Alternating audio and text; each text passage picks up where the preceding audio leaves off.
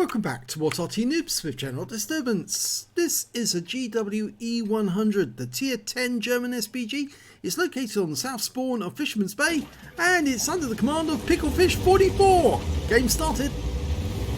Well, this Arty only comes with one gun. Yes, it's the 21cm. It's got a very long reload, but it's actually quite powerful. 1100 alpha, penetrating 53mm of armor. Takes 31.51 seconds to reload. Now this Arty never actually got built. It's theorized, a theoretical Arty based on what Wargaming thinks that the Germans would have done with the E100, the Entwicklung series heavy tank. And they think that they probably would have put the 21cm gun, which was under development and was likely to go into the GW Tiger, which was actually being built and tested. And so in theory it's possible they would have used a 21cm in this vehicle. Now you see those skirts on the side, they do give good protection for this Arty from any splash damage or blast damage from enemy Arty. But you can see that Picklefish is taking it right down to the corner into the bushes, and he's got some targets to shoot at straight away. It's an IS-7, a T110E4, Tier 10 battle, all Tier 10. Some targets over in the centre as well. He's having a look at them at the moment, but they've disappeared from sight. There's an EBR-105 moving rapidly through the centre. They're a bit difficult to hit with heavy shell Artys, but I've done it. You can do it on this map.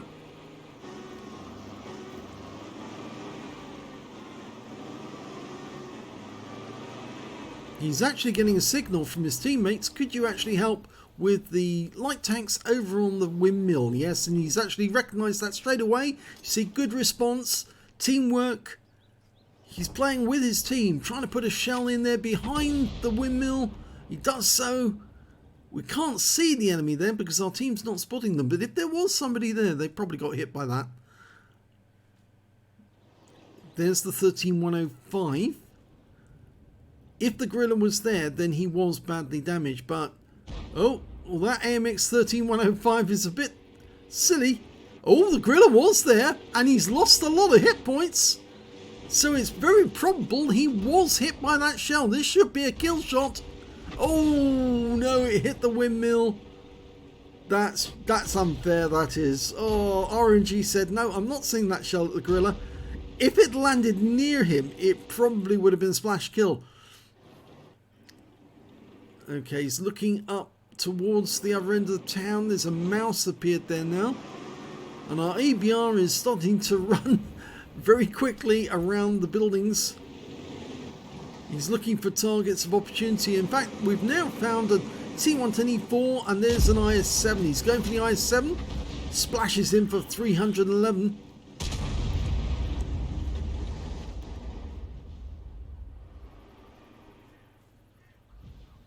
He's having a look at these guys in the centre again. And the enemy EBR goes down. There was a good shot by our EBR as well. Okay, Batchat 25 ton in the centre. Can he get a shot? He's almost loaded. Okay, he's loaded now, but we've lost sight of that Batchat. Our SDB's gone up to have a look. There's a 121. Oh, SDB died. Cranvarn got him. And there's a shot splashing the 121. Only picked up 158 hit points though.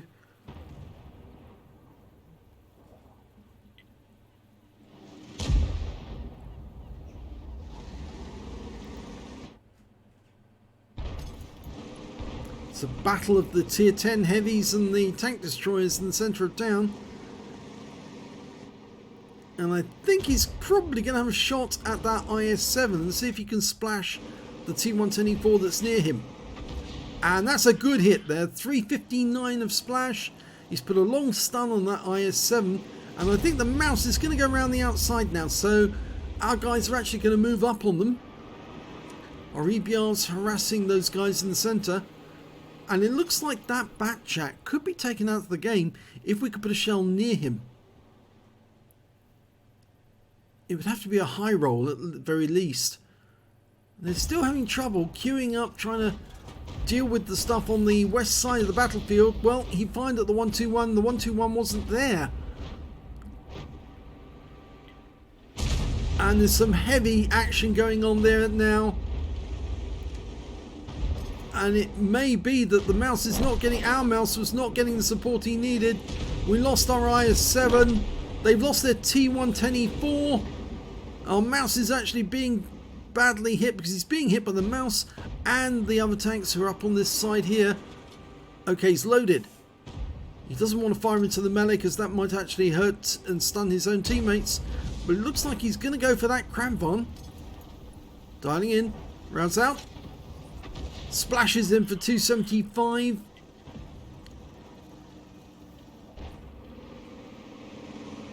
Yes, if he was to fire a shot in there right now, I think it would upset those guys because it would affect their reload.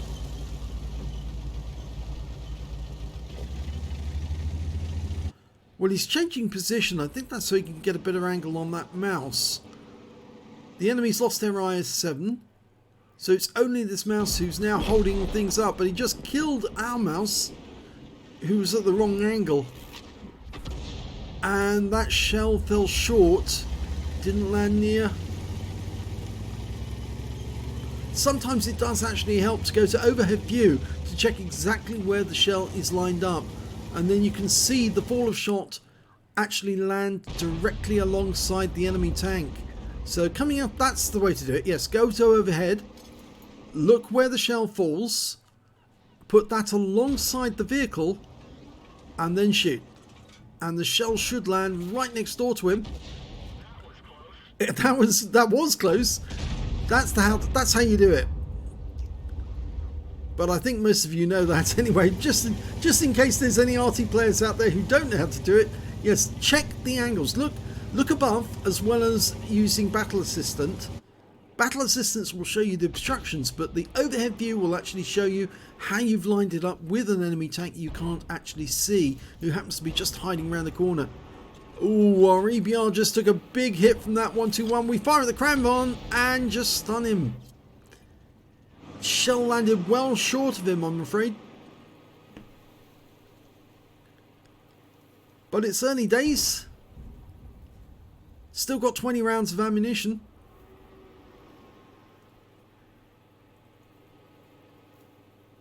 Well, our teammates over on the west side of the battlefield finally got rid of that Guerrilla 15. But the problem is now they're only down to 2 tanks over that side. So the enemy has got 3, a Jaegeru, a Karamvan and a T-57 Heavy. Meanwhile, we're watching as Picklefish is going to go after that 121 again. And this time he got a direct hit on him. 434, that's a decent hit. And the enemy's lost their mouse in the town. And our guerrillas going after their Progetto.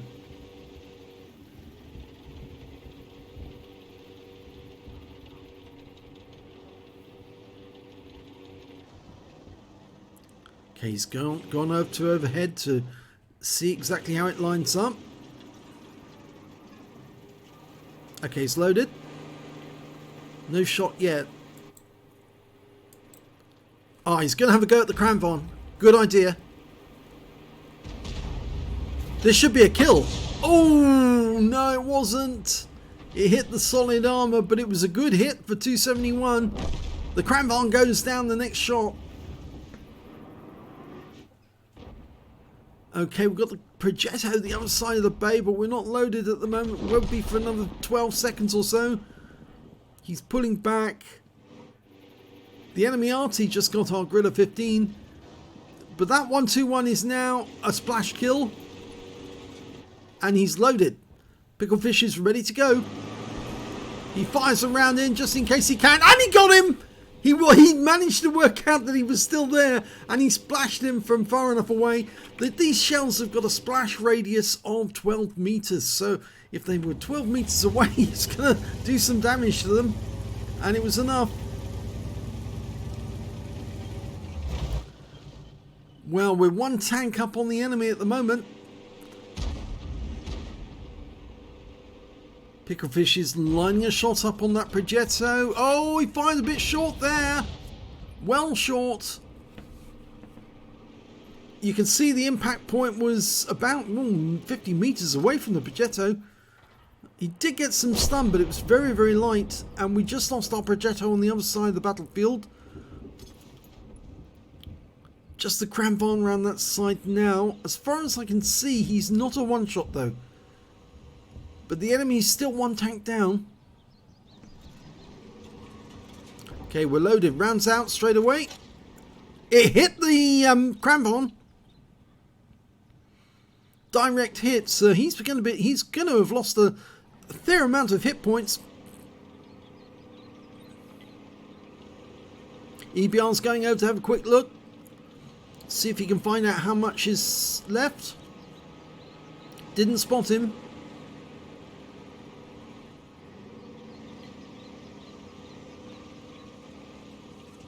Okay, we're loaded. There's the Cranvarn. Oh, he is low. Yeah, 26% left. 529, but he's not a one shot. Not yet. Going to try and get him when he came around the corner. He fires the round in. Splash for 172. And there's the T-57 Heavy. So he went down there in force. And both of them are taking fire. And it looks like the T-57 Heavy was on fire there, actually. Somebody set him alight. That might mean he's got a bust fuel tank, and if so, we might be able to set it alight for him.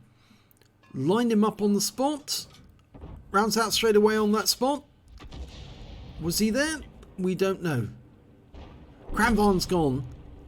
Just leaves the T-57 Heavy in that corner. And then there's two enemy tanks to take care of at the other end. The Jaegeru and the Batchat 155-58. Cranvarn's going in to have a look. Will he find the enemy? Yes, there he is. Very low on hit points. So it looks like Picklefish did damage him with that shot. There's the enemy Arty. EBR's going in for the kill.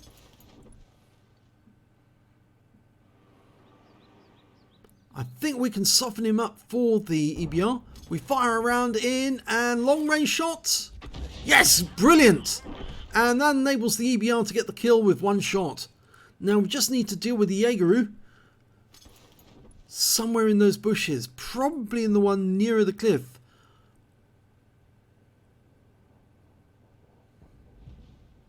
I'd say cliff actually. Near the rise actually. I think he'll be in the other one. Yes, there's fire going in there. I just saw a flash of a tracer. Yes, there he is. Yeah, he is in the other one. But we just lost the EBR 105. Oh, that was a good shot. It actually went long. Hit the Jaegeru on the side. And it looks like Picklefish has completed a mission as well. Well, that's the 2-minute warning. And I suspect that Picklefish's shells will be very, very valuable from now on, because our Jaegeru, our Striv and our Cranvarn are homing in on that Jaegeru on the enemy team. Last man alive on the enemy. There he is. Just took out our Jaegeru, but we fired a round at him.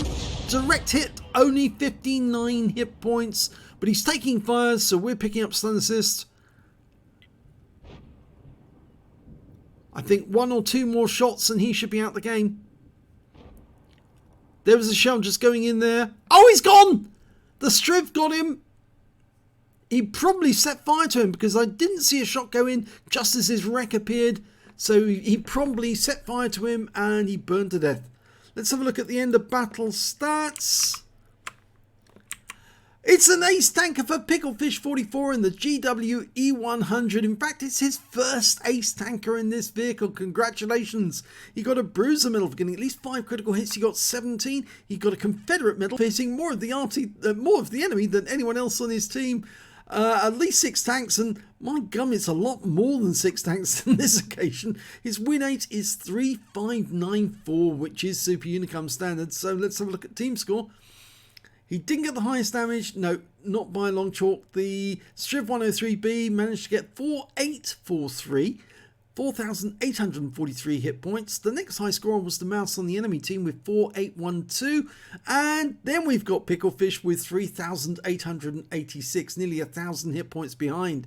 But when it came to kills, it was the Cranvarn. He got 4 kills in that game. The Jaegeru on the enemy team managed to get 3 before he was killed. And then there's a whole bunch of tanks which got 2 kills, and I'm afraid Picklefish only got the 1 kill in that game. But I don't think you'll be too disappointed, because when it came to base XP, he got 986, and that was enough for an ace. And he was just behind the EBR 105, which got 1021. And he was the only guy who got over 1,000 base XP.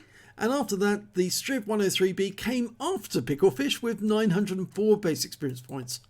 He fired 20 rounds, got 5 direct hits, 0 penetration, 18 splash, damage of 3,886 hit points, all of it at more than 300 meters. He damaged 10 of the enemy, 2/3 of the enemy team got touched by him, 1 enemy kill, and 1,683 hit points of stun assist off 17 stuns. On a premium count, he earned 69,774 credits, and after ammunition resupply, and these shells are very expensive, yes, they're the top shells, 21 centimeter, 28,174 credits profit. And he earned 2 awards for the battle, 2 bonds for the battle, 11 for the, 2 for the awards rather, 1 for the battle, 2 for the Confederate, and 13 in total. 1,479 XP. 5,916 for completing the mission and events, took away 7,395 altogether. So very well done there on getting your first ace in the GW E100. I'm sure now you're going to be wanting to try and get your first, second and third mark of excellence on the barrel, and that's going to be an effort, because this is a difficult Arty to play, but I'm sure you'll get there in the end. Well done, Picklefish. If you enjoyed that replay, please give this video a like, and do subscribe to our channel if you can, please. We haven't got that many subscribers, and as Klaus was mentioning today in his video, it's always nice for people to subscribe to the smaller YouTube channels to give them some encouragement to keep them going. We've been only going for two and a bit years, 2.25 years, but we've generated a huge volume of videos because we're doing it for the members so they can get their moment of fame on YouTube. So if you enjoyed this video, please give it a like and do subscribe, and thanks for watching.